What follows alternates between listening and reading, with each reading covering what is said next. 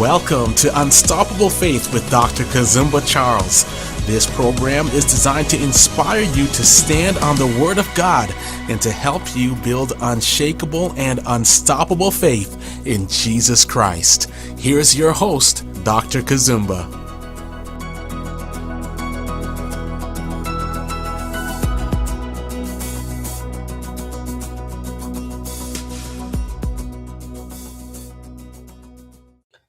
God bless you. God bless you. Welcome to Unstoppable Faith. Thank you so very much for joining me today. On today's program, I'm going to be joined by Karen Stiller. Karen, she is the author of The Minister's Wife, a memoir of faith, doubt, friendship, loneliness, forgiveness, and more. She's a writer whose work has appeared in Reader's Digest, Christians Today, and other publications.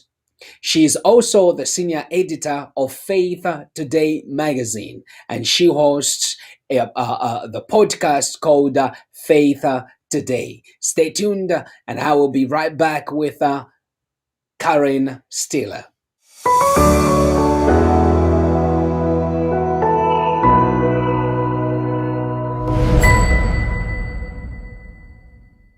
Karen, welcome on the program. Thank you. I'm so happy to be here. It's an honor to have you on this program, and I can't wait to hear what you have to share with our viewers around the world, here in Canada, and those who are listening by the way of radio. Wonderful. Well, I am ready to talk. Let's get to it. Let's get to it now. Can you talk to us about the importance of elevating the Christian conversation in Canada? Because statistics right now says that many people do not identify themselves anymore as Christians here in Canada. So can you just talk to us about the importance of elevating the Christian conversation in Canada?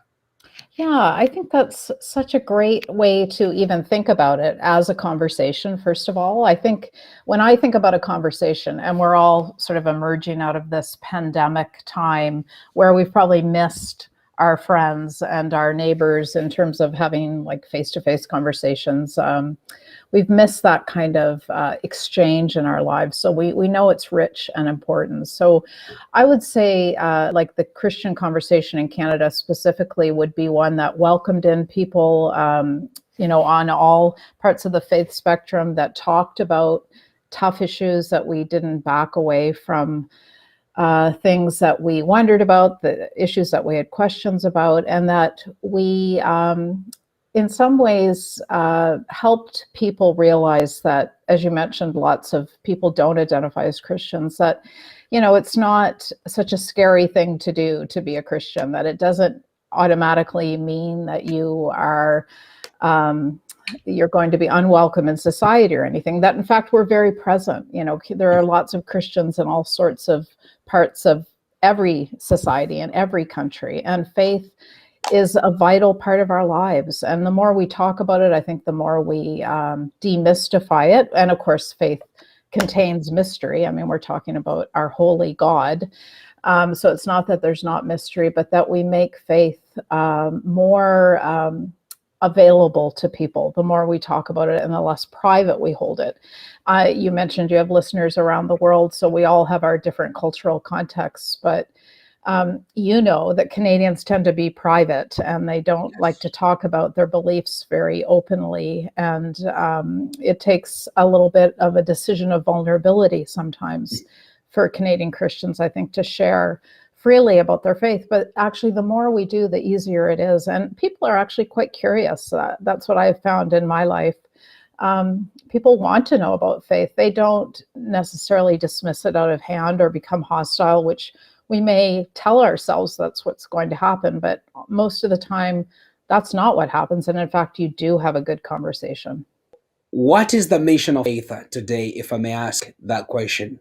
Yeah, well, I think that's just the exact right question to ask. And we talk about it and think about it all the time. So I think at its basic level, our mission is to connect and equip and inform Christians across Canada of many different denominations and traditions. We want to inspire them. We want to give them ideas for living out their faith in Canada. We want to explore different questions and themes within the church and society and provide a good Christian answer to the current culture and the moment we find ourselves in. We also want to tell the good stories of the Canadian church. So often, I think mainstream media, it doesn't even mean they don't necessarily tell the bad stories as so much as ignore, Yes. the Yes. role of the church in Canadian society. And the truth is, in communities from coast to coast, the local church is often a very important neighbor in a community. And we tell those kinds of stories, which I would say are stories that typically no one else is telling. So when it comes to the role of Christian media in Canada for specifically, we play a very important role as kind of an alternative voice. And I think a voice of love and compassion and mercy, a voice that is built around biblical values and priorities. And those are the kinds of stories, that's the kind of voice, and that's the kind of conversation we want to nurture, within the pages of Faith Today. And really just, I think, give people courage to do the thing we were just talking about before, which is engage with our neighbors and our communities and our culture with confidence that we have a message of love and compassion and mercy and truth, and we don't need to be afraid to talk about it. Why is it important for Christians of people to support Christian media in Canada? Yeah, well, of course, I have a lot invested in that answer. Go ahead and take your time. Well, when we talk about media, we're talking about a lot of different things. We're talking about your show. We're talking about our magazine. We're talking about, Christian daily television shows that often nurture and play an important role in the lives of a lot of people from home. We're talking about podcasts increasingly and all kinds of online media that are, sometimes is experimental and fun and reaching new audiences. So I would say in supporting Christian media, and I would define support, first of all, by engaging in and interacting with and receiving that media, watching it, listening to it, sharing it, letting it help shape your Christian life and witness. So I think that's just for our good. There's a whole world of really good stories being told and wonderful resources being created that help make us stronger as followers of Christ. So why wouldn't we support that? And then, of course, there's also the question of supporting where a media outlet, even Faith Today, might occasionally ask viewers to support it literally, financially, or prayerfully. And, that's important too. It's sort of that very basic truth of, if you love something, support it. And if you benefit from it, give back when you can. And it just helps it grow healthier and stronger and keep being available to you and the people you love. We're going to switch gears here. I couldn't wait to switch gears. You are the author of The Minister's Wife. Why did you write that book, The Minister's Wife? Yes, thank you.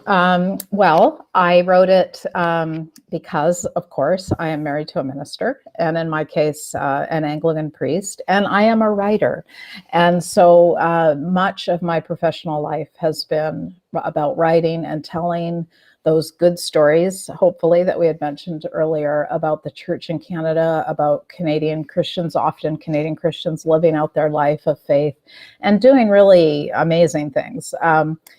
So I've loved that part of my work. But when I decided to go back to school, and I did a master's degree in creative nonfiction, it's called, and I had the opportunity for the first time really in probably all of my writing life, just to focus really deeply on, my own writing and things that would come out of my own heart and mind. And I decided that inevitably, being married to a pastor, that reality definitely seeps throughout your whole life. It really is a life full vocation.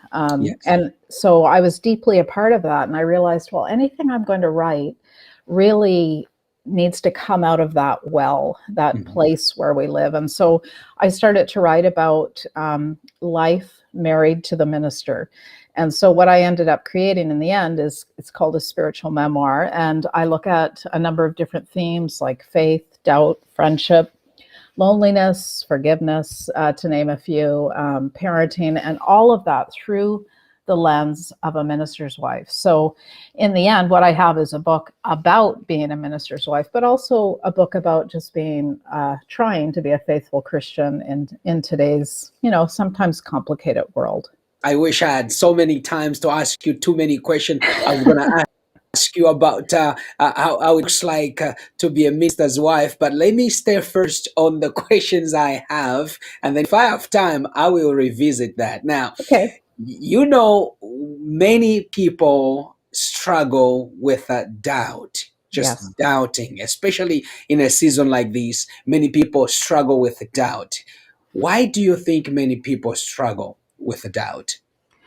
I think that many people struggle with doubt because we are human. And I really, in my book, I kind of reveal my own doubt. And I did that very intentionally, my own seasons of doubt, maybe, or just moments of doubt. Like people talk about seasons of doubt. It doesn't have to be a season, it can be 5 minutes. Yes. or maybe doubt will accompany you for your whole faith life. And as a minister's wife, one of the misconceptions people have about me and my people who are like me, is that we don't have doubt, or that we always have it all together, that That's we're, true. spiritual giants. And I have found in my life in the church, when I'm brave enough to share my own questions or doubts or, feelings that might not quite fit with what people think, is right, it actually opens a door and it allows us to talk about it. And talking about it, we often are able to help each other, and we're healed when we share our true stories. I really believe that. So, for example, in the book, in the chapter about doubt, I refer to Thomas, of course, who we often call, doubting Thomas. Doubting Thomas. Yeah, and I suggest, this may be scandalous, but I suggest that we call him Thomas the Brave, That's because, true. Actually, yeah, that's true. in a room full of people who were convinced, seemingly Yes. convinced, that Jesus had risen from the dead in a physical way, Thomas dared to say, I can't believe until I see it for myself. And when Jesus came and let him do that, let him see, let him touch, Thomas, as we know, got down on his knees and said, my Lord and my God. And we all benefit from Thomas's declaration of Yes. belief after doubt. And I think, so for me, that's very powerful. And so I don't see doubt as the enemy of faith. I see it as faith's companion a lot of time. And if we are filled with shame or alarmed or panicked that we have doubt, we are far more likely to flee because we think we no longer belong. No, you do belong. Just open up, talk about it. And hopefully the sisters and brothers surrounding the person with doubt, will be gracious enough and compassionate enough to just let that person stand in the room with us with their doubt and just love them. And it will work out. I really believe that. Many people, when they see ministers, especially some of us who are too much in the public eye all over the world, they think like you have everything together. Yeah. You're perfect. And they don't know there are moments of doubt, there are moments of tears, there are moments of quitting. You quit, Yes. and then you realize what it is all about. Then you come back to it. So I like that point. I wish we're going to come back to all that, but let's talk about this here. In your memoir, The Minister's Wife, you also write about the topics that you even mentioned: friendship, loneliness, and forgiveness. I just want you to take time to tackle each one of them, from friendship into loneliness and into forgiveness. Please go right ahead and take your time in digging through those three powerful principles. Okay. Well, thank you. I'm so honored that you would give me this opportunity to talk about such important things as these topics. So when I deal with friendship in the book, I'm really talking specifically about the difficulty that sometimes exists for clergy to create and maintain authentic friendships. And part of that is because of what we just talked about how people make all kinds of assumptions about you. And the better they think you are, the more boring they think you might be. So, in Yes. fact, you might not be invited to events or parties or neighborhood barbecues. And of course, that's okay. You know, we want to be available and present to people when they need us the most. Mhm. And often that's not in the happy times. Often it's in the sad, broken, grief-filled times. And that's part of the calling. But what happens is people, ministers and their spouses and their families sometimes are a little bit isolated and set Mhm. apart socially even. And of course, we all know what that feels like now, an exaggerated form of that with how we've been living in this past year and a bit through this pandemic. Mhm. So isolation and loneliness are no fun. But of course, what can happen through those times is you seek God more, you grow up a bit. It's not that you'll ever be completely, content being alone. I'm sure we've all felt that in the past year, a yearning for other people. But you have also discovered strength that you didn't know you had. I've said more than once, like, I can be alone now for long periods of time because of this pandemic, which I wouldn't have been able to say that about a year and a half ago. So we all need friends. And for some of us, though, friendships may be more difficult to figure out and they can be mysterious. So I don't solve this challenge of clergy friendships in this book, but I name it out loud. And I say that it is complicated. So, but having said that, we also have people that accompany us in our faith life, and Christian friends, church friends, spiritual friends, whatever you want to call them. We all have people we are pilgriming with who are really, really important and beautiful for us. And those are the people with whom we can be completely honest and vulnerable. And hopefully we all have a friend to whom we can say just about anything, and they will let us have that space with them, because that's so important. And I think, I'm sure you are more than familiar, like I am, with the stories of leaders falling and Christian Yes. leaders. And I really, I mean, I haven't done any study on this, but I have to believe that Mhm. part of what led to them reaching this point of allowing themselves to embark on sin or hurting others or whatever it is that happened in that life was Mhm. because of their isolation and That's their true. loneliness. So we have to be on guard against being too alone. And that's true for all of us. It's not just Yes. clergy. That's true for all of us. So, yeah, so I can lead on into forgiveness if you want. No, go ahead. I'm listening. I was just joining in to listen. Good. You see, if especially as you talk about just having friends where you can share and pour your heart, trust with people, especially leaders and ministers. Yeah. It's important because loneliness leads to what you just mentioned. Yeah. So it's a really powerful that topic you're doing. Please go ahead, go Okay. back ahead on the loneliness part before we even go to forgiveness. Okay. We still have time here. I was Okay. just sliding in to just I'm listen to you. glad. So please go ahead. I'm glad. Well, then I will share with you. Has been very interesting for me since the book came out, and it's been about a year. It was released May 5th. I have heard from lots of pastors' wives specifically who have reached out to me and told me that they are lonely and that they feel isolated and set apart and that it's hard for them to make friends. And that's been an ongoing question that has been shared with me is, can I be friends with people in my church? How do I be friends with people in my church? What happens when they leave? What happens when they get mad at my husband? How do I figure this out? And I I don't have, clear, I'm not the expert. I don't have answers for them, but I can stand with them and encourage them and reassure them that they're not alone, even in trying to figure that out. And often the part of the answer is in finding friends in each other. So, finding other clergy or other Christian leaders, again, hopefully people that you can be yourself with and honest with, and argue about Yeah. politics, talk about the movies you watch, whatever, and just be yourself, and not fear that you're being judged or critiqued or misunderstood. Yes. And I think that's really part of the answer. I mean, it's very basic and it's probably not a satisfying answer, but that is what we have found to be true in our lives.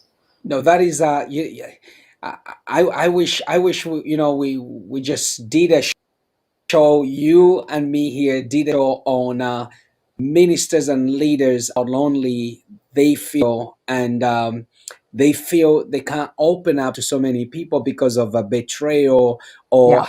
how people gonna see them, because when they see a minister or a leader on that platform, they frame them with so many other stuff that you can't come down. They put you on this pinnacle. So I like the way you share. It is my life. We've been in ministry Oh, for a long time, but I'm thankful that God has given me great friends. We can laugh, we can just go off on different topics, be ourselves at the same time, doing the will of God. Now, I want you to tackle now on forgiveness. Can you just go ahead and talk about forgiveness? Obviously, talk about unforgiveness because it's what triggers in us to forgive. So go ahead and talk yes. about that. Yeah, thank you. It's so important. And let me say that, well, because you're the author of books, that often writers write to figure something out. Yeah. So it's not Yes. always that we're writing like, oh, I'm an expert on this. No, it's like, Mhm. I have a big question and I'm going to explore it and write about it. And that is very much what I was doing with when I wrote a chapter on forgiveness in my book, because I am bad at it. I struggle to forgive it, Mhm. and I believe that I'm probably not alone in that. And I think that's you're my where twin sister. good. So that's again where being honest and transparent and willing to risk telling, the maybe a little bit about our shadow side, we can help each other. So I can very easily sit down on any given day and think about all the bad things people have done to me or Mhm. said about me, or things that I've, probably misunderstood sometimes, or old hurts, from, I think part of the work of being an adult is working through, our childhood. And I know that's true of my children, my grown children. So Yes. um, there's a lot to forgive. And we hurt each other and the world hurts us.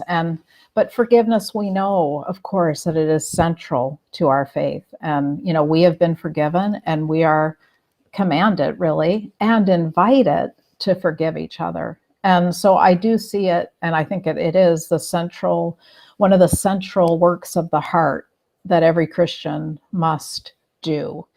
And of course, not everyone will come to us asking for our forgiveness. So that's where it gets really tough, right? And in the book, I, say it's easy for me to give when someone comes and says, I'm sorry, and here's a present. But it's not so easy to forgive when they never say they're sorry. Yes. Or, maybe they don't even realize the extent of the wound, for example. Um, Nevertheless, we have, of course, the Holy Spirit, we have scripture, we have church to help us, to remind us that we are forgiven and that we Mhm. need to forgive. So in our tradition as Anglicans, every week we say a confession, and the Mhm. priest gets down on his or her knees and confesses along with the rest of us, and then stands up and reminds us Mhm. that we are forgiven. And we just have to keep pushing into that. I wish I had the secret to finally freeing ourselves Yeah. of all that woundedness. But in fact, I do think it is a lifelong journey. And, in my work as a Christian journalist, I've interviewed, I call them the acrobats of the Christian faith. They're Mhm. the people that we hear their story and we stand amazed that they could forgive. They're the fathers who go into prisons and say to their daughter's killer, I forgive you. Mhm. And now I'm going to lead a Bible study with you, or the stories of the mother who forgives something horrible that's happened to her or her children. But even they seem like they're, miracles, walking miracles, right? And we hear these stories and we think, I could never forgive like they've forgiven. Mhm. But even they have to keep pushing into it. And I had one father who had suffered a loss that we cannot imagine, with children, and a wife died in a drunk driving accident. And he told me every time it resurfaces, instead of him going, oh no, I haven't forgiven yet, oh no, and heaping shame upon himself, he says, this is a new opportunity to forgive Yes. again, or to Mhm. forgive at another level that I haven't reached yet. And when I heard him say that, I just thought, thank you. Like, that is so helpful because it's Mhm. so honest and real, and it gives us room to view forgiveness as a process instead Yes. of a moment. Mhm. Because when we view it as a moment, now we're forgiven that way, Yeah. but we're humans.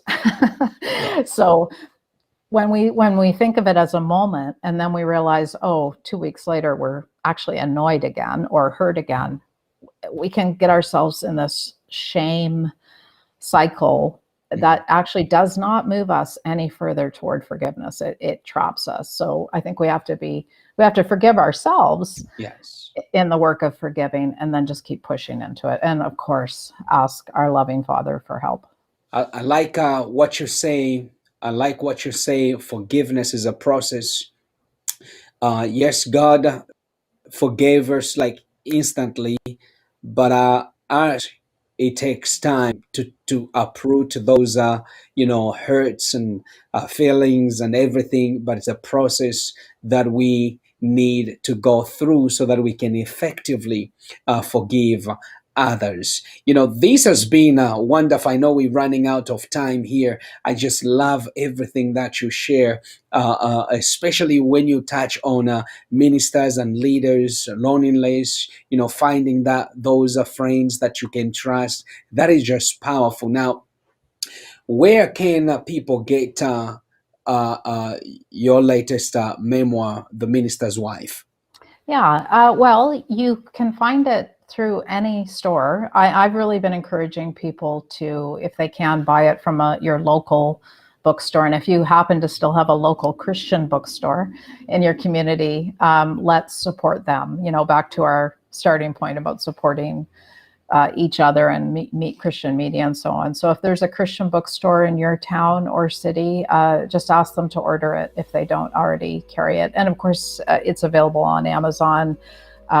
It's available at Chapters Indigo in Canada and all through the States. My website is karenstiller.com. I'm not selling the book, but I point people in the right direction. That is so awesome. Thank you so very much for coming on Unstoppable Faith. Well, I can't thank you enough. And I love the name of your show. It gives me heart and it's very energizing. And if you want me back and we can dig more into ministry life, I'd be happy to do that. I think we That would is have fun. actually what I was gonna say. We will have you back, and then I just want us to talk about the inner struggles of ministers and leaders. I'm with you, brother. So we're gonna tackle that. We're going to schedule that. I'll speak with my team here. They're gonna reach out to you, and then I'll bring you back on, because those are important topics that needs to be discussed, especially from the hearts of ministers like yourself and myself. Good. Thank you so much. And to our viewers, may the Lord bless you. May the Lord watch over you. Until then, shalom, shalom. Faith is the currency of the kingdom of God. Thank you for tuning in to Unstoppable Faith with Dr. Kazumba Charles. If this program has been a blessing to you, write to us at life@kazumbacharles.com and share your testimony.